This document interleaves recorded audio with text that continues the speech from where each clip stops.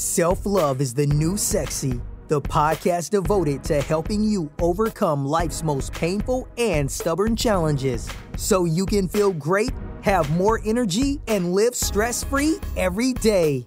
To reach your full potential, simply work with the powerful spiritual principles that are readily accessible to everyone.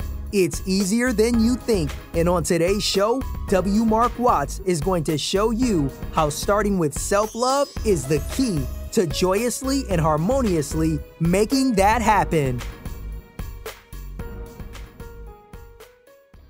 Hey everybody, this is W. Mark Watts. Welcome and thank you for hanging out with me for another episode of Self-Love is the New Sexy.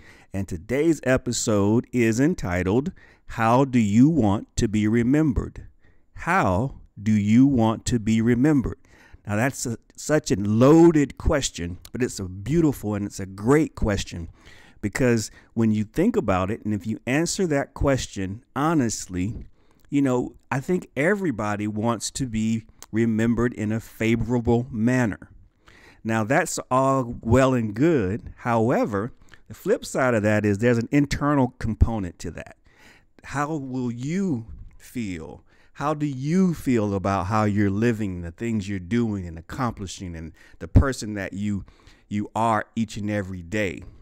That is the subtext of that question, which is why it's super important. I know I started thinking about this topic some years back, and I'm not sure where I saw it. Maybe I was reading it in a book or saw it online somewhere, and essentially that same question was asked. And so I started thinking myself about that. And it came at a time for me when I was really wondering, I'm like, wow, am I really maximizing my time here? Am I really doing what I want to be doing here? Am I really contributing?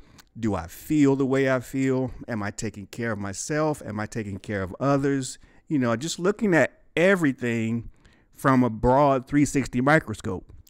And so I believe if we really take advantage of the moment, ask ourselves that question, and then we answer it honestly, you know, we have to really then move to if we understand and have an idea for how we want to be remembered, then that leads us directly into what we have to do. You know, like what are the plans? Like if I want to be remembered as a coach, a great coach, then I have to put plans in place and take action on being a great coach. Otherwise, no one will have the opportunity to remember me as such.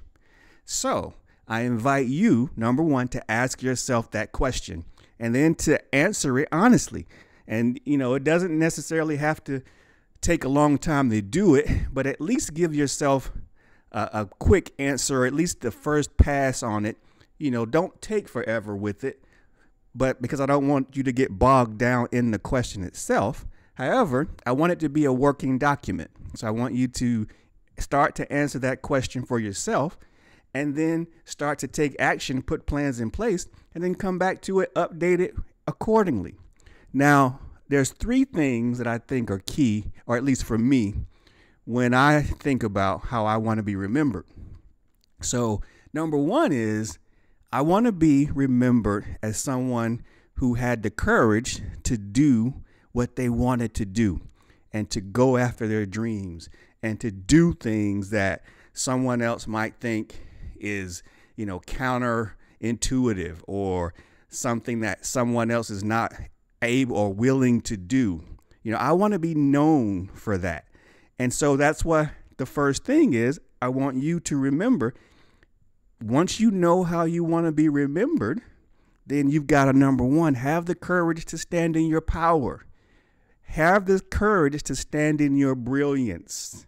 Have the courage to stand in all of your beauty and individuality and power and be who it is you have pictured in your mind. No one else can see that picture but you. And we want to see that picture, but we need you to actually bring that picture into the 3D, into the physical, so that we can see it. And so you have to be it. You have to have that courage to be who you really want to be so that we can see who you want to be, and then we can remember you. So those are my thoughts when I think about one aspect of how I want to be remembered. I want to be remembered as being courageous. Number 2 is I want to be remembered as someone who allows other people to be themselves.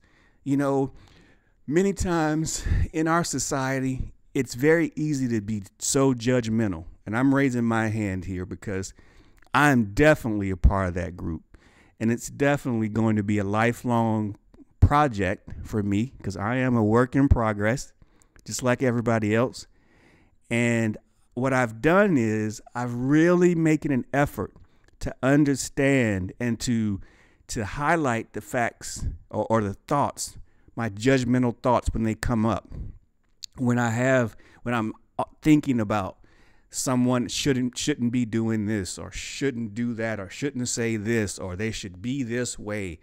You know, I really had to work on that.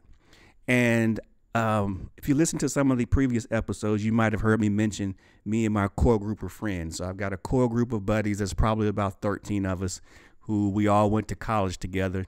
And we're all still good friends and really tight, even though we don't see each other every day and we don't connect with each other every day. We have a group text and we do get together in moments and things like that. But we have a common bond, and that bond is strong. It's a lifelong bond, and we all know that. I think to a man, we'll all tell you that. One of the reasons why I think we'll always have that strong bond is because even in a group of 13, we all allow each other to be who they truly are. We don't put any boundaries or restrictions. Now, we definitely don't agree on everything. We definitely don't see things the same way. And we definitely have arguments. And matter of fact, that was one of the best things about our group is that we used to stay up long hours debating topics. And everybody got a chance to have their say. We go back and forth over whatever it is, sports, politics, girls, anything. We'd have a ball. And those were some of the best times that I remember us having is when we would just stay up and have those long conversations and debate back and forth. And we still do it now. And we always will do it. But I think that's such a beautiful thing when you can allow the people you love, the people around you, and anybody to be who they really want to be. Again, of course, as long as you're not doing any harm, any injury, causing any injury to anyone's person, then you should be allowed to do and be who you want to be. So that's number 2 is you just got to allow other people to be who they are, because number 1 is it's a beautiful thing for them. It doesn't create static between the two of you, but it's very freeing for you because you're not sitting back thinking about, worrying about, trying to direct or control someone else's life. And when you're not doing that, guess what? You've got so much more space and time to focus on who? You, yourself, which is where we need to be, which is the beautiful thing about it. So allow everybody to be who they want to be, and then that gives you more time to be who you really want to be. And lastly, I know that I want to be remembered as someone who was able to bounce back from challenges, from problems when things didn't look good. And I know that you would want to be remembered that way too, amongst probably many other different things, because we're all different.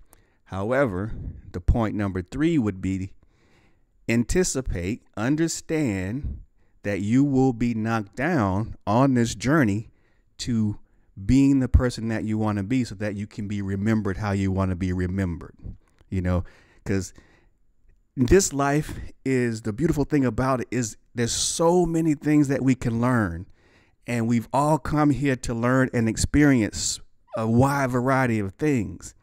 And when you branch out and do those things and stretch yourself, you're going to be doing things you've never done before, i.e. me. 5 years or so ago, I did my first podcast episode. I didn't know how to do a podcast. I didn't even really know what a podcast was, but I didn't let that stop me. And then I felt like I was guided, that I told I needed to be a coach. I never coached anyone physically the way that I do now, But I didn't let that stop me because I felt inspired. I felt that was something I wanted to do and I could get behind it. And I thought that I could contribute and help people. So I did it. Those are just a couple of examples of things in my life over the last 5 years or so that I've come into that I'd like to be remembered favorably for.